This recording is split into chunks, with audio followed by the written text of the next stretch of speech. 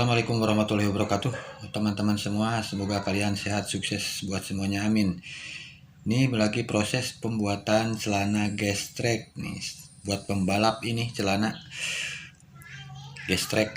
Nah, ini lumayan agak rumit juga pembuatannya, memerlukan waktu yang lama, tapi gak apa-apa, nanti ada cara pembuatannya juga. Mungkin mau dipersingkat, kalau dipulin 1 hari mungkin ya videonya kebanyakan ya.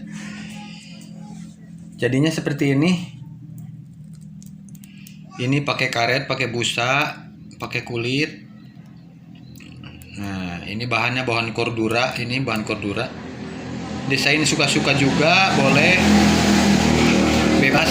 Nah, jadinya seperti ini lututnya. Pakai karet juga. Kita langsung ke pembuatannya, yuk.